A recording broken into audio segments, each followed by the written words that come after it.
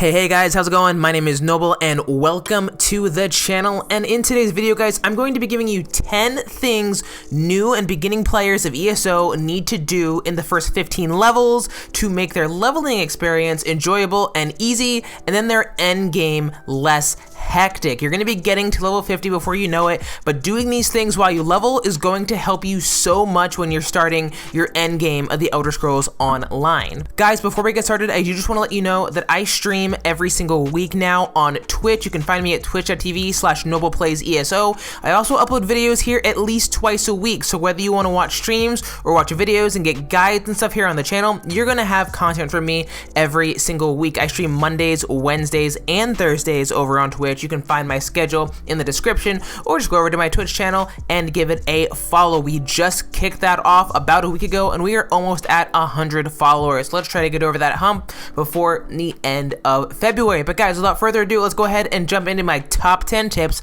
for beginner players for ESO in 2021.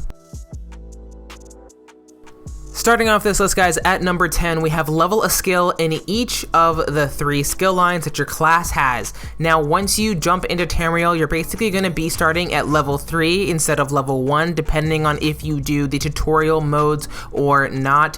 If you have done them, you'll still be at level 3. It doesn't really matter, but you will have 3 different skill points at your disposal as soon as you load into Tamriel, and you're going to want to put one in each of the 3 skill lines that your class has. So usually those are going to be like a tank spec, a DPS spec, and a healing spec. Some classes don't have a dedicated healing skill line, so you would maybe want to put that into something else, but the 3 class skill lines is what you're going to want to primarily focus on in your early levels. So the reason why I say do this is because if you put one of each skill from each of the skill lines on your bar, you are going to level them up at the same time. You don't have to just focus on one particular skill line. You can have one for heals, one for tanking, one for damage dealing, and you're going to level each of those skill lines up pretty much equally. So you're going to want to do that as soon as you jump in.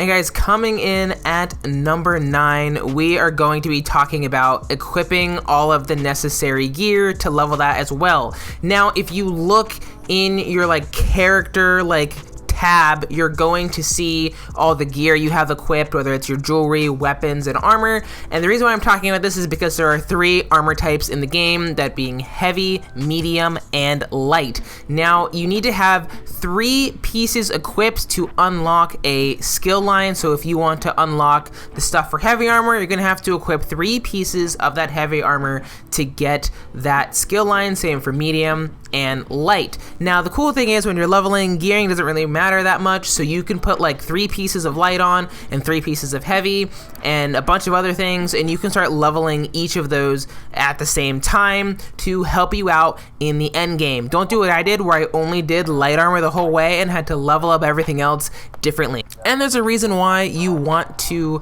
level those while you are, in your 1 to 50 process.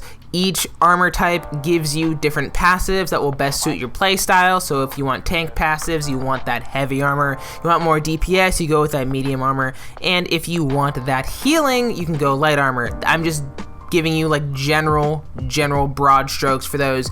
People use different armor sets for different reasons, so it doesn't really matter depending on the build that you choose. But if you're new, that doesn't matter to you at all.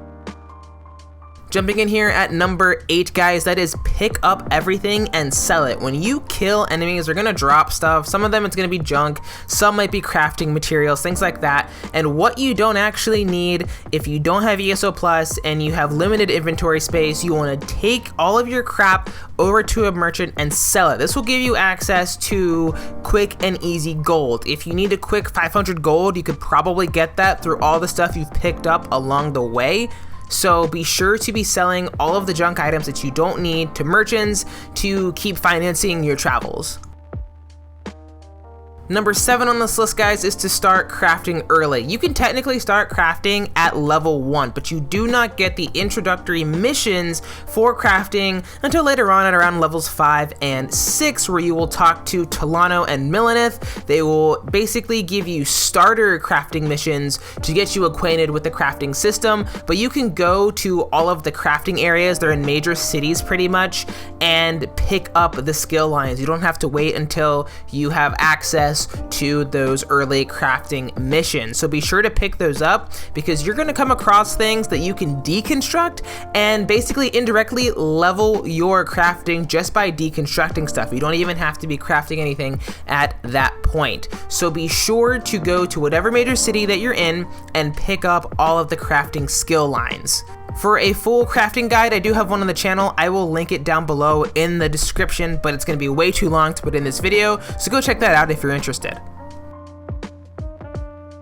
Coming in, guys, at number 6, we have join all the guilds, those being Mages Guilds, Fighters Guild, and the Undaunted. The Undaunted stuff we'll get to a little bit later, but the two that you really want to get at level 1 are the Mages Guild and the Fighters Guild. These are going to give you passives and active abilities to help you in a majority of things, not just PvP, but PvE as well. So you can get these missions through like bulletin boards. Every city is different where they get them, but I'm in Vardenfell as of recording this, and I got them from the like handbill, writ board type thing. You can go pick that up. You'll go talk to each of the people from the guilds, and they will give you those 2 skill lines. Those are going to come in handy, especially at end game, so be sure to level those appropriately. You can get Fighters Guild stuff just by doing some dungeons. You can get some of that from, I believe, PvP as well. In Mages Guild, you can get things from doing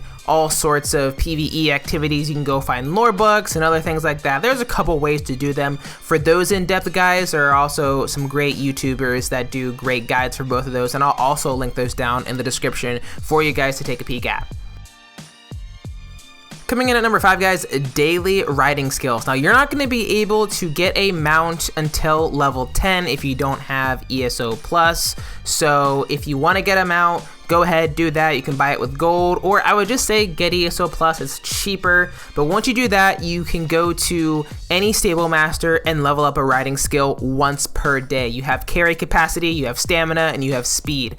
I always say put your first 60 points into speed. You can get upgradable like storage on your person or riding skill later on, but if you want to be able to actually move from place to place pretty quickly, you just want to focus on leveling up your speed. So you can do this once a day for 250 gold per day. This is where selling everything comes in. When you're low levels and don't have access to gold, you can just sell everything. That'll give you enough money to go and get your daily riding skill. Make sure to do this because it will literally take you 60 days to get max speed if you do it every single day. If you miss a day, it's going to take that much longer. It should be noted you can also get some of this stuff from the Crown store, but if you don't want to spend real life money, just do it this way.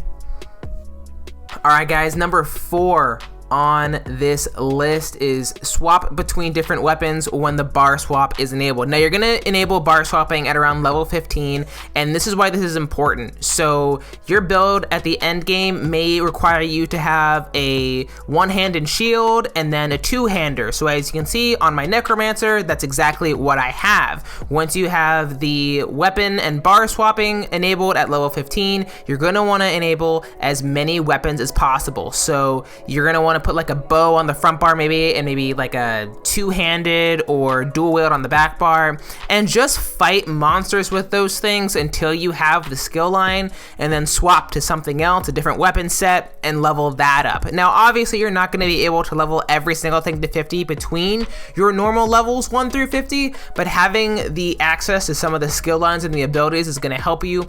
Also, putting those things on your bar, like we talked about a little bit earlier when it came to skill, that is going to help you as well. So put on a skill from each of the things you're trying to level, and you can level them all at the same time if you put them on your bar. When you complete quests, that also helps towards your leveling of the different skills and weapons as well. So like I said with the skills, same thing. You're going to want to do this as soon as you are able to get bar swapping at level 15.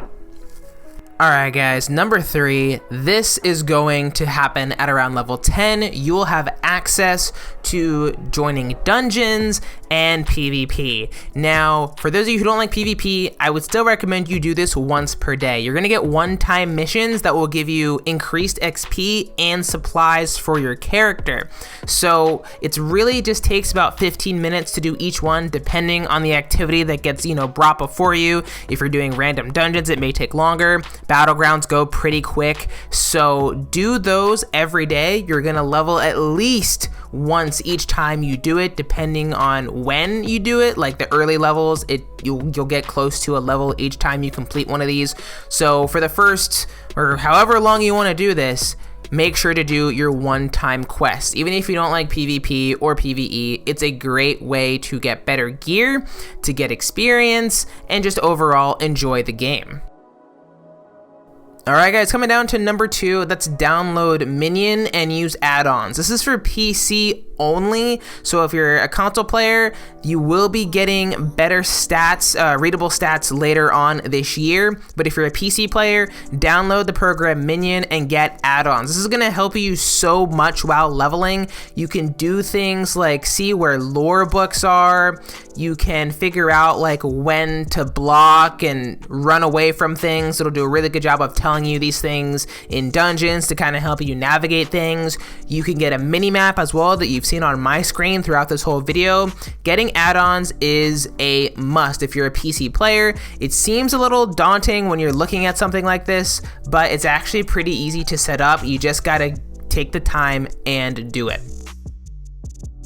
And finally guys, my number 1 tip for you is to just explore the game. This game has so much to offer, not just in terms of your typical PvE, PvP open world, but things like roleplay, exploration, housing. There is so much that this game has to offer, and you will not be bored. I have I think I hit 1,000 hours in this game a little bit ago, and there are people who've been playing who have 5,000 hours, 10,000 hours. There's a lot of people playing this game and are still finding things to do even after playing for that many hours. So be sure to just take your time and explore. But guys, this is going to wrap it up for my top 10 tips for new beginning players. Guys, let me know what you think in the comments down below. What are you most excited for with your new ESO journey? What class did you decide to go with? And just how are you enjoying things? I want to know everything that you new players are doing, and let me know if there's anything that you guys want to see me cover on the channel that you haven't been able to find, or maybe you did find it and you want to explain it in a different way. I would be happy to help you. Like I said guys, I stream on Twitch every week. You can find me over there, twitch.tv/NoblePlays ESO, and you can catch me here twice a week for ESO content.